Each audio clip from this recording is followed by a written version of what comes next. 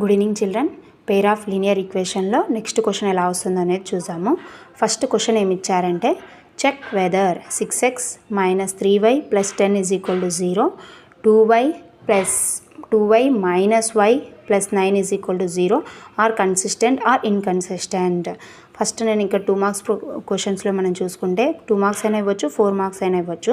మనకు 2 ఇచ్చేసి సాల్వ్ చేయమన్నా కూడా ఒక్కొక్కసారి 4 మార్క్స్ ఇవ్వచ్చు. ఇక్కడ ఏమంటున్నారంటే compare given pair of linear equation. నేను ఆల్రెడీ ఫస్ట్ లాంగ్ వీడియో నిన్న చేస్తున్నాను, ఒక్కసారి చూడండి కంపేర్ ఎలా చేయాలి మనం అనేది. ఇక్కడ ఫస్ట్ లీనియర్ ఈక్వేషన్స్ అంటే ఏంటిది?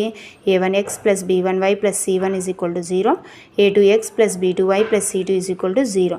దీన్ని మనం కంపేర్ చేస్తున్నాం. ఏ దాంతో? మనకి ఇచ్చిన 2 ఈక్వేషన్స్ ఉన్నాయి కదా లీనియర్ ఈక్వేషన్స్, ఈ రెండింటితో కంపేర్ చేస్తున్నాం.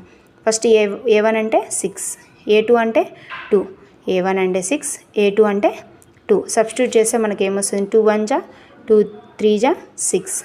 అలానే b1/b2, b1 ఎంత ఉంది? -3, b2 ఎంత ఉంది? -1. ఇవి రెండు సబ్స్టిట్యూట్ చేస్తే 3. c1/c2 10/9. ఇక్కడ సబ్స్టిట్యూట్ చేస్తే మనకి ఏమొస్తుందంటే a1/a2 = b1/b2 = c1/c2. అంటే నేను ఆల్రెడీ చెప్పాను a1/a2 = b1/b2 ఇట్లా నాట్ ఈక్వల్ వచ్చేసింది అనుకోండి 3, అది ఇంటర్సెక్టింగ్ లైన్స్. కానీ ఇక్కడ ఇచ్చింది మనకు వేరేది ఇచ్చారు కాబట్టి a1/a2 = b1/b2 అంటే మనం ఏం తీసుకుంటాం దీన్ని? ఇది ప్యారలల్ లైన్స్ లాగా తీసుకుంటాం. So the given pair of linear equations represent parallel lines and consistence and no solution. ఇక్కడ కన్సిస్టెన్సా ఇన్కన్సిస్టెన్సా అడిగారు. మనం ఇది కన్సిస్టెన్స్ అని చెప్తాము. కన్సిస్టెన్స్ ఏ దానికి? మనము చెప్పేది ప్యారలల్ లైన్స్కే కాబట్టి ఇక్కడ నో సొల్యూషన్స్ అనేది వస్తాయి. అది ఫస్ట్ వీడియోలో ఆల్రెడీ చెప్పాను, ఒకసారి చూసుకోండి. నెక్స్ట్ ఇది ఇక్కడ సేమ్ అట్లనే మనం కంపేర్ చేసినప్పుడు a1 ఎంత? 2, a2 4, b1/b2 ఇక్కడ b1 ఏముంది? 1, b2 ఏముంది? -2. సబ్స్టిట్యూట్ చేస్తే -1/2. మనకి ఇక్కడే ఈక్వల్ రావట్లేదు. c చూసుకుంటే 6/4 అంటే 3/2.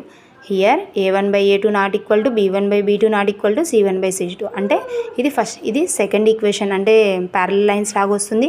ఇది సేమ్ ఇంటర్సెక్టింగ్ లైన్స్ లాగా వస్తుంది. అలానే ఇంకొక కూడా ఎగ్జాంపుల్ ఏమి ఇవ్వచ్చు అంటే సేమ్ రెండు ఒకటే ఈక్వేషన్స్ లాగిస్తారు.